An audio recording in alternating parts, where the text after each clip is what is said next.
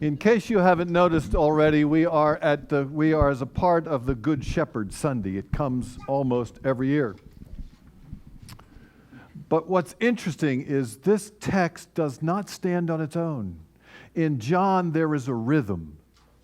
What John does is connects an event in Jesus' life with a teaching that Jesus gives about the event. The Good Shepherd text is the teaching. What's the event that preceded it? And not to understand the event does not allow us to understand fully the teaching. I am the Good Shepherd. This is the teaching. I am the Good Shepherd. The Good Shepherd lays down his life for the sheep. He who is a hireling and not a shepherd, whose own the sheep are not, sees the wolf coming and leaves the sheep and flees, and the wolf snatches them and scatters them. He flees because he is a hireling and cares nothing for the sheep. I am the Good Shepherd. I know my own, and my own know me, and as the Father knows me, I know the Father, and I lay down my life for the sheep. And I have other sheep that are not of this fold. I must bring them also, that they will heed my voice. So there shall be one flock, one shepherd. For this reason the Father loves me, because I lay down my life, that I may take it again. No one takes it from me. I lay it down on my own accord. I have the power to lay it down, and I have the power to pick it up. This charge I have received from my Father. The gospel ends here. Please be seated.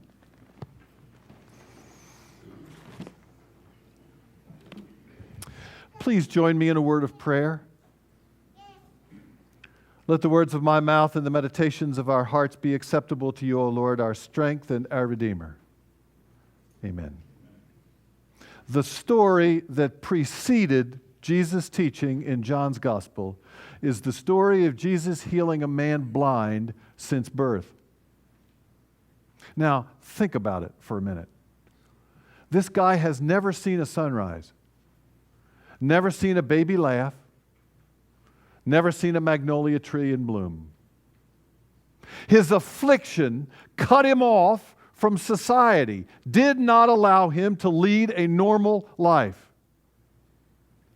Chances are that he spent all of his days, every day, trying to earn a living, begging for money, and chances are they were outside the city gates so that decent people wouldn't have to trip over him and could ignore him by not helping him and wouldn't feel guilty because they never saw him. Caroline Lewis at Luther Seminary thinks that this man lived a lifetime of disregard. And then Jesus shows up and gives him back more than his sight.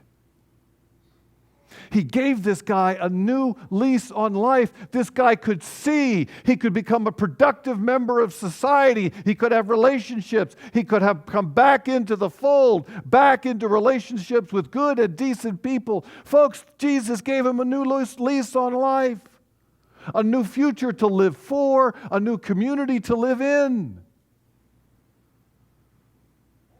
I can only imagine this man's joy. And then Jesus says these words. I am the Good Shepherd.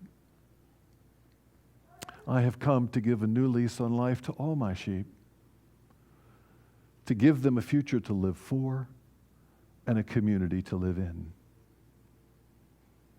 I lay down my life for the sheep.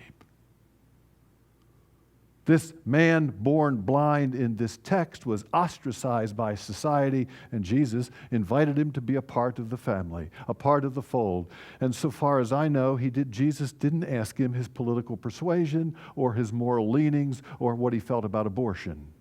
He just invited him into the sheepfold. Lepers were forced to live in colonies because good and decent people wouldn't touch them with a 10-foot pole. They were part of the sheep. Prostitutes We're a part of God's sheepfold. It was Mark Allen Powell who shocked me one day by telling me, all of us that were in the room, that the average age, listen to this, the average age of prostitutes in the Bible was between 13 and 18 years of age, and there is no evidence anywhere that a prostitute ever lived past 18 years of age. Do you know why? Anybody want to guess? They didn't survive. Sickness, abuse, poverty, prostitution was a death sentence. I came to lay down my life for my sheep. Ethiopian eunuchs, crooked tax collectors, foreign army officers, Samaritan women, I laid down my life for them. And so today, Jesus does that even still. A member of our congregation, Dan Lisdis, is going on a mission trip to Zambia, of all places, this summer, 10-day mission trip, through an organization that calls themselves the Family Legacy Organization. He's going to teach Jesus to 10 Zambian orphans, I love this story, one of which is named Matthews, a boy that Dan and his wife Allison adopted in October, a boy that they have never met. These kids have nothing except one thing: a shepherd who invites them into the fold. Mark Olson will tell you the story of him caring for an Afghani refugee named Mr. Hikmat. He's told our men's group about that numbers of times. Mr. Hikmat was saved from likely death in Afghanistan by Lutheran Services of Georgia. He came to America with nothing except the hope for a better future. Mr. Hikmat is an Afghani Muslim. Is it possible someday, somehow, somewhere, that he could be called a sheep? I don't know. Is it possible? The people who live in the village of La Israel in Guatemala,